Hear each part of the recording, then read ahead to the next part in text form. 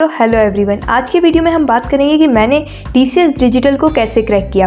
क्या मैंने किसी पेड रिसोर्सेज का यूज़ किया था? सबसे पहले हम ये समझ लेते हैं कि मैंने अप्लाई कैसे किया था। तो मैंने ऑन कैंपस अप्लाई किया था TCS के लिए। हालांकि TCS ऑन कैंपस भी हायर करती है और ऑफ कैंपस भी हायर करती है। अब देख लेते हैं शॉर्ट में कि TCS हायर कैसे करती है। तो TCS एक TCS NQT एग्जाम के थ्रू हायर करती है। TCS की हायरिंग प्रोसेस में 2 राउंड होते हैं। फर्स्ट होता है NQT एग्जाम और सेकेंड होता है इंटरव्यू राउंड। सबसे पहले मैं आपको ये बता दूं कि मैंने TCS की प्रिपरेशन के लिए किसी भी पेड बैच को एनरोल नहीं किया था।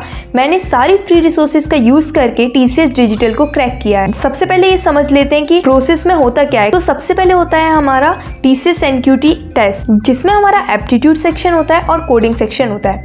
एप्टीट्यूड सेक्शन के अंदर हमारा क्वांटिटेटिव एप्टीट्यूड, वर्बल एप्टीट्यूड और लॉजिकल एप्टीट्यूड आता है और इसी के साथ एक फोर्थ रहता है जो होता है एडवांस एप्टीट्यूड सेक्शन। ये वाले सेक्शन के बाद हमारा एक सेकंड पार्ट होता है जो होता है कोडिंग राउंड, जिसमें हमारे 2 कोडिंग क्वेश्चंस आते हैं। ये जो पूरा राउंड मैंने बताया है ये एक ही राउंड होता है जो हमारे ऑफलाइन सेंटर्स पे कंडक्ट किया जाता है। अब इसकी प्रिपरेशन मैंने कैसे की, सबसे पहले एप्टीट्यूड के लिए देख लेते हैं। तो एप्टीट्यूड के लिए मैंने नॉलेज गेट उनको फॉलो किया था। लिटरली उनका कंटेंट बेस्ट है। उन्होंने एप्टीट्यूड को बहुत अच्छे से पढ़ाया, एकदम हर एक कॉन्सेप्ट को क्रिस्टल क्लियर कराया है और पूरा उन्होंने TCS ओरिएंटेड पढ़ाया है। तो आपको सारा मटेरियल उसमें वही मिलेगा जो TCS से रिलेटेड है।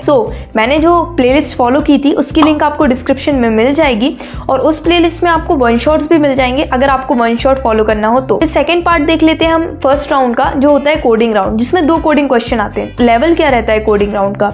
तो जो कोडिंग राउंड का लेवल रहता है वो ईजी रहता है। मैंने जहां तक देखा है ईजी रहता है। हमें सिर्फ बेसिक पार्ट को कवर करना पड़ता है, जैसे कि if else statement, for loop and all the basics of the programming language. और हम किसी भी एक प्रोग्रामिंग लैंग्वेज का यूज कर सकते हैं।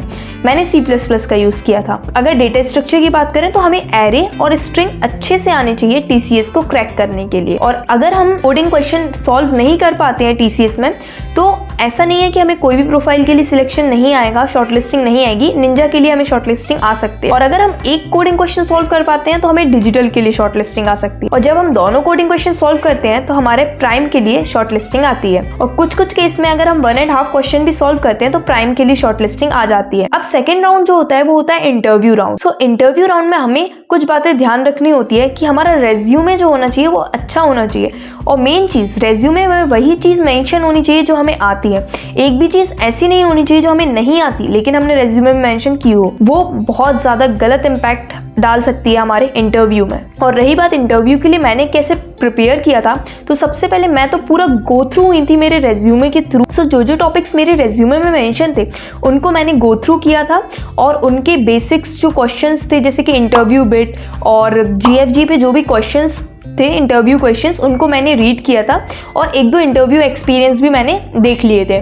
तो जिन्होंने मुझे बहुत ज़्यादा हेल्प की थी। GFG पे आपको आराम से इंटरव्यू एक्सपीरियंस मिल जाएंगे। और अगर आप चाहते हैं कि मैं अपने इंटरव्यू एक्सपीरियंस का वीडियो डालूं तो प्लीज़ कमेंट करें। मैं अपने इंटरव्यू पे एक वीडियो बना दूंगी जो आपको हेल्प करेगा, क्योंकि मेरे इंटरव्यू में कुछ चीज़ें हुई थी जो बहुत ज़्यादा हेल्पफुल रहेंगी आप लोगों के लिए। That's all the best. Hope so आप भी अपना TCS क्रैक कर पाएँ और ये वीडियो आपके लिए हेल्पफुल रहे। अगर ये आपके लिए हेल्पफुल था तो please like, comment and subscribe.